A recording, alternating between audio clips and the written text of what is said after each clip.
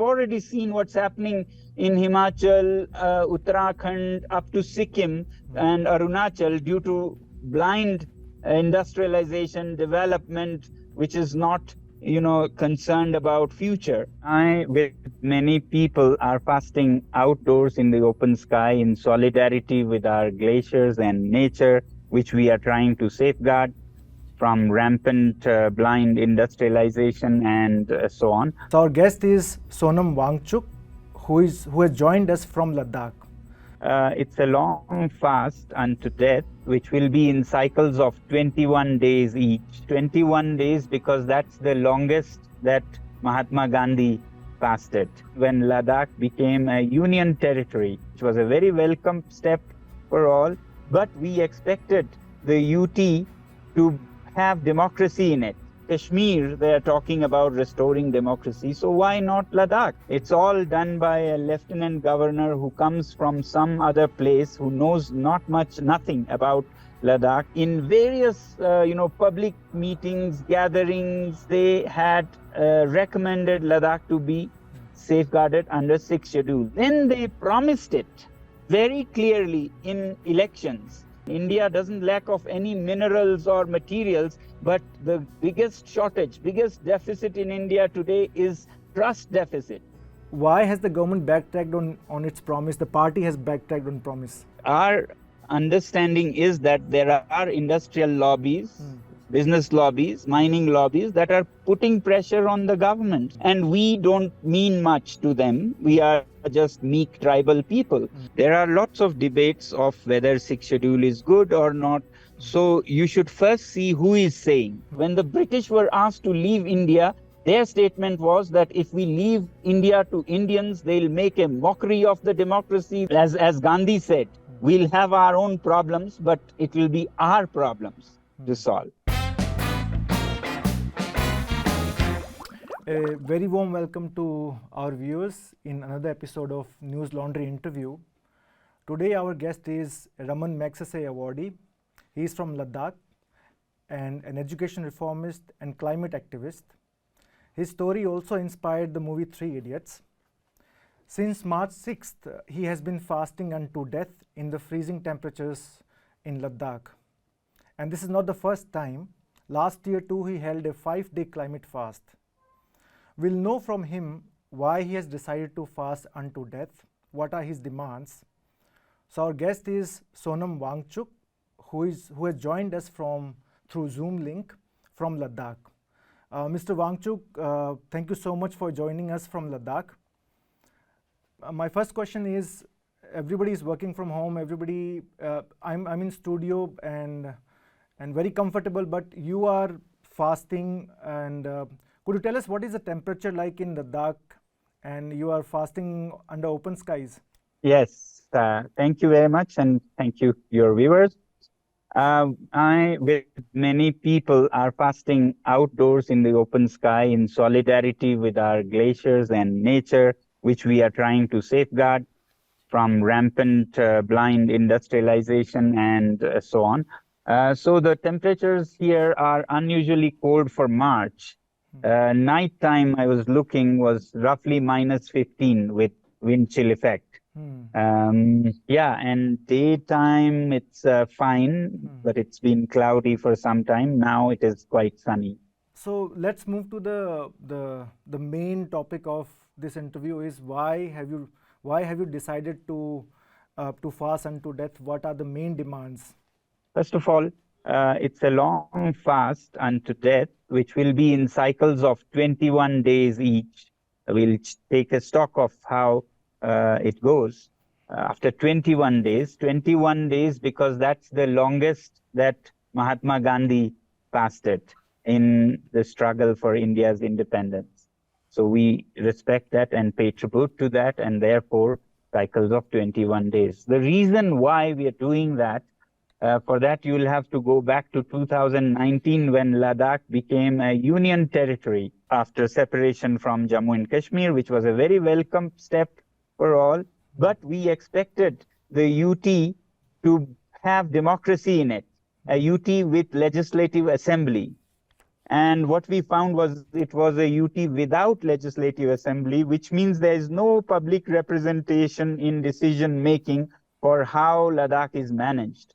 It's all done by a lieutenant governor who comes from some other place, who knows nothing about Ladakh, and spends 3 to 4 years, which is needed for learning about this place, and they leave back. Now, best of LGs will not be able to do good in such conditions, and there are worst ones who have no sensitivity towards Ladakh and no concern about its future. So mistakes can be made, the consequences of which the people of Ladakh will have to bear for generations. So one of the reasons is we should have democracy restored in Ladakh, like Kashmir. They are talking about restoring democracy. So why not Ladakh? And every citizen all over enjoys this right to manage their state or UT. So should Ladakh. That's one. The second one is, we hoped when we became a UT that our fragile nature, the glaciers, the wild, fragile ecosystem will be safeguarded by the sixth schedule of the Indian Constitution after 370, which we used to give some protection. And it was not only a hope, but it was a promise made by the current government. They, in various, public meetings, gatherings, many meetings of the tribal ministry, law ministry, they had recommended Ladakh to be safeguarded under sixth schedule. These are all minuted in the government books.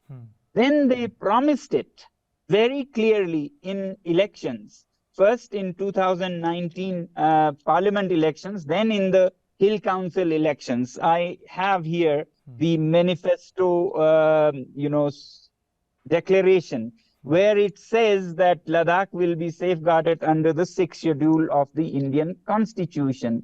So this is a promise made to the people of Ladakh, based on which people voted and made them win heavily 2 times, one in parliament, and the entire Hill Council was given to the ruling party, which had made these promises. But unfortunately, over the months and years, they went silent. They started backtracking, and very soon reminding them of this promise became like a crime for which people would be harassed with police action and so on. So now people have come together all over Ladakh to put forward these 2 demands of safeguard under sixth schedule, which was promised by the government. If it is not suitable, they wouldn't have promised, but since they have promised, they had given good thought on it. But why should they backtrack on it? Yeah? The reason that people in Ladakh think or understand, and many opposition leaders have made statements, is that there are industrial lobbies, like mining lobbies, who are putting pressure on the present government to not safeguard Ladakh, to keep it open for their exploitation. Now that will be a disaster, another disaster. You have already seen what's happening in Himachal, Uttarakhand, up to Sikkim and Arunachal, due to blind industrialization, development, which is not, concerned about future, which is only concerned about this generation and few rich people in this generation, and not about our futures.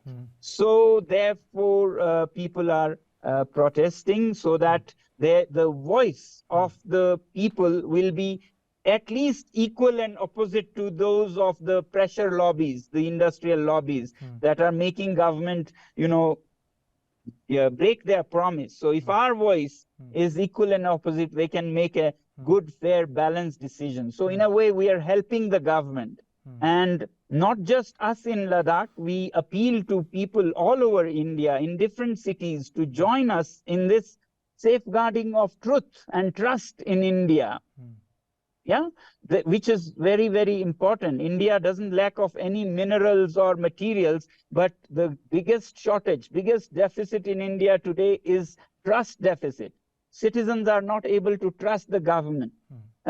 which is a very disastrous state for India's development. So they should prove by keeping their promises that they are still trustworthy. Otherwise, it will be a message to the whole of India in the coming elections what happens to their manifestos and promises. It's a very bad precedence.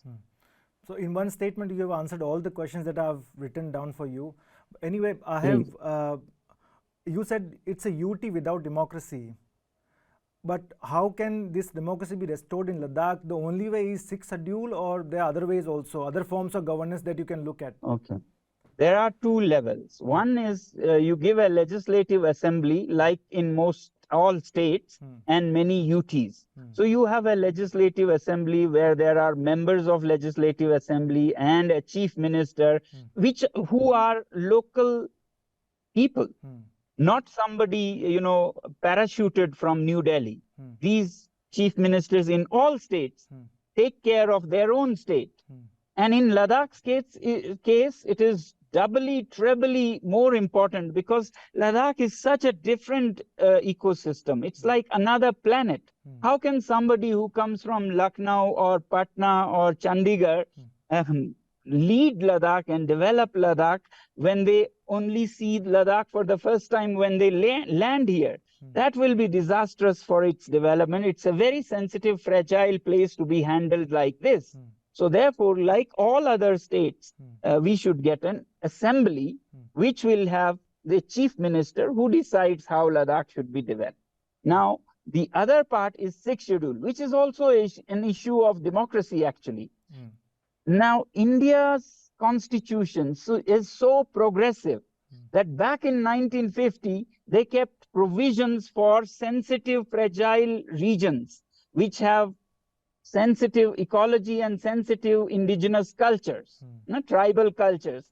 They kept this provision of 6th schedule, which does not say that the region should have no industry, no development, which is what people are, spreading rumors about, that 6th schedule will stop development. That's not the case. Actually, 6th schedule only says that there'll be autonomous local councils, like small assemblies, where the local indigenous people will sit and make laws. They'll have lawmaking powers like an assembly, and they will manage how their region should be developed. So if they so desire, there can be industry, even mining if they want.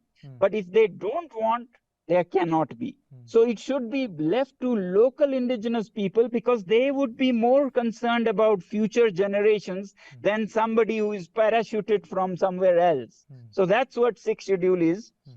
It's giving the local indigenous people the right to decide their own future. Now, this great generosity was shown by our forefathers while making the Indian Constitution, and we believe that the present leadership should not be stingy, miserly about it after once promising it and getting all the votes of the people and then breaking the promise. So it's a question of either or. You want either legislative assembly or 6th schedule concession. No. These are two different things. 6th schedule is only for local councils at district level. The local councils anyway use roughly 10% of the funds of the whole UT.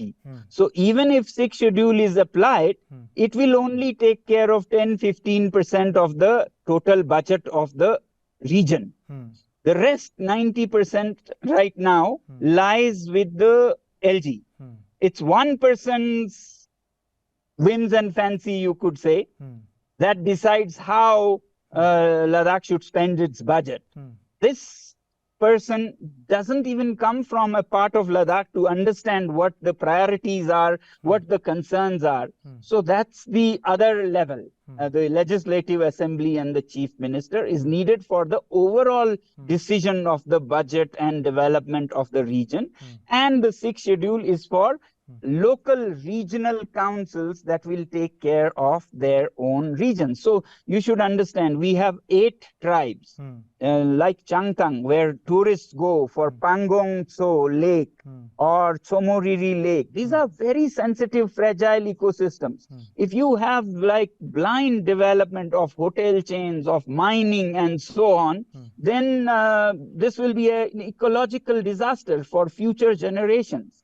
And therefore, councils from this region should be deciding how to protect it and how much to develop. They will not develop the region. They will develop, but not like killing the golden egg-laying goose in one go. They'll keep it for progeny.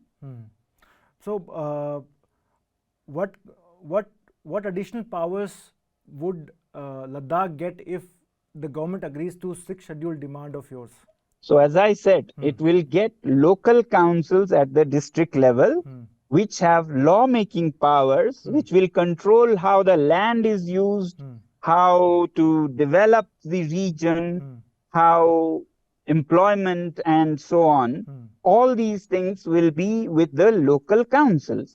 And then, if they concede to the legislative assembly, which is basic democracy, as enjoyed by all states in India, then they will also be able to decide what happens to the resources of the region or the state. Now, this is the least we are asking, because this democracy is enjoyed by all our neighboring regions. Ladakh has many ethnic sisters in the Himalayas. It is Skardu, Baltistan in Pakistan. Then you have Tibet in China. Then you have Sikkim in India, and Bhutan, which is an independent country. These are same race, same tribes. All of these, even Skardu in Pakistan enjoys some setup of democracy where local people recite their representatives. Even Tibet, which is under communist China, has some system which is much better than the current system in Ladakh. I don't say it is best or anything, but right now we are worse than in communist China. So far, areas in 4 states are under 6th schedule, if I'm correct. And all of them are states. So if Ladakh is given this concession, Ladakh will become the first UT to be part of 6th schedule. Is it correct? Yes, outside of the 4 states, which were all part of the erstwhile Assam, Ladakh will become the first. Constitutionally speaking, it is for the former state of Assam, which has now become 4 states. But amendments can be made in the constitution and extended to Ladakh, which is why the government had promised, because it is possible. Yes. Now, coming to the talks that you have held with the central government, I was reading in media reports, some were saying that the government was ready to give Article 71 like safeguards to 371 like safeguards to Ladakh. How Article 371 safeguards are different from safeguards under 6th schedule? These are very different. 371 is for any states. Many states, whether it is Arunachal or Nagaland or even Gujarat, and many states have these provisions. But 6th schedule is specifically made for indigenous tribal populations. So everybody doesn't qualify for that indigenous tribal population. For these tribes, which is what India's diversity is about, unity in diversity we talk about. It is these indigenous tribes that adds and enriches India's diversity. For these people, the constitution had kept this 6th schedule. And normally, it is given to regions which has more than 50% tribal people. Now, Ladakh has 97% tribal people, which means it qualifies and overqualifies, actually.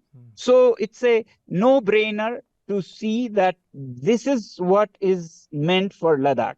So why should Ladakh accept something else which is meant for everybody when there is a special thing kept in the constitution by our forefathers? Coming back to the promises, in one of your Instagram videos, you mentioned that BJP promised in 2019 that Ladakh will be taken under 6th schedule, and then this Hill Council elections also, placard you just showed. Why has the government backtracked on its promise? The party has backtracked on promise. I said already that our understanding is that there are industrial lobbies, business lobbies, mining lobbies that are putting pressure on the government. So therefore, in afterthought, they backtracked because they wanted to please these industrial lobbies, and we don't mean much to them. We are just meek tribal people. So they thought they could get away with just saying no to us and obliging the industrial lobbies. And therefore, right now, we are trying to match the voice and pressure of these lobbies. And that's why I was saying not only people in Ladakh, whole of India should raise their concern and voice and match this so that they take a fair and balanced decision. Mr. Wangchuk, have you come across instances where companies have gotten clearance from the central government to extract natural resources in Ladakh? Or yes, there are many companies who are exploring Ladakh for exploitation. They are just waiting for this decision, whether Ladakh gets 6th schedule and becomes protected, or it is left open for their exploitation. So they don't want to invest before this decision is made. They're all waiting on the fences. Already there is a very benevolent, very good project on solar power in Ladakh, which is 13 gigawatts, extendable to 30 gigawatts. It's a good project. But here also, without asking the local herders, they are taking pastures and not a small piece. Roughly 150 square kilometers of prime pasture will go to that solar project. And the people in the region are saying, why don't we make it in such a way that the herders are not harmed? You can make it on the mountains where it's rocky. You can make it in other plains where pastures are not used. But in this situation, they don't consult the local herders, sheep herders, Pashmina goat herders. If there is 6th schedule, the decision will be theirs, whether to give this land or that land. Of course, for a national cause, we would like to give land, but where and how should be left to local people, which is not happening right now. So what kind of natural resources are business lobbies eyeing in Ladakh? Oh, there are so many. It's not been explored fully. There can be mining of various minerals from, uranium to lithium to, iron and copper or whatever. For example, in Afghanistan, they're already doing, and this terrain is very similar. On the other side, in Chinese occupied Tibet, they're mining and devastating the landscape completely. So the same can be done here. And we don't want this blind way to happen in Ladakh also. We are seeing what happens in Himachal and Uttarakhand. One rainfall and everything comes down. So what you invested, more than that you have to pay to damage control. Mr. Wangchuk, I was reading a paper in Economic Political Weekly by Sumar bin Umdor and K. Vanlal Uruthalunga. I'm sorry if I'm not pronouncing the name correctly. One of the points, the article is on 6th schedule. The title was All is Not Well with 6th schedule, where they've given examples of Meghalaya. They say that autonomy under 6th schedule does not automatically translate to more efficient use of resources or better protection of the environment, because they've given the example of Meghalaya, red hole mining or the extraction of timber. You are saying your protest or your demand is for protection of Himalayas, to protect the fragile ecology. Yeah. But do you also see that Ladakh might also fall into similar trap because it would also require revenues? There are lots of debates of whether 6th schedule is good or not. So you should first see who is saying. Is it the indigenous people saying, or is it the non-indigenous people who want to exploit the region saying? Okay, if you ask indigenous people, they would swear by 6th schedule for how they have remained protected so far. Okay, one part. Secondly, maybe some indigenous people also oppose it. That depends on how these different places have used it or managed it. It very much finally boils down to character of the people. transparency, and so on. So if people are dishonest and corrupt, any schedule will not help. If the industrialists are not allowed, they'll themselves go and do rat mining of coal and things, which is what is happening in Meghalaya. So it's a failure of a specific region. You cannot say that Ladakh will do the same. Ladakh has a very high track record of transparency and integrity of its leaders, of its people. So it can be the example of how best this can be used. But don't forget, when the British were asked to leave India, their statement was that if we leave India to Indians, they'll make a mockery of the democracy, they are corrupt, they'll do unfair things, and so on. So anybody who has to release power has this kind of argument. But that doesn't mean that because people are not able to manage in one area, one bad example, that the power should be kept centralized in the center. So that's a very specific case, and I don't subscribe to this idea. We should, as Gandhi said, we'll have our own problems, but it will be our problems to solve.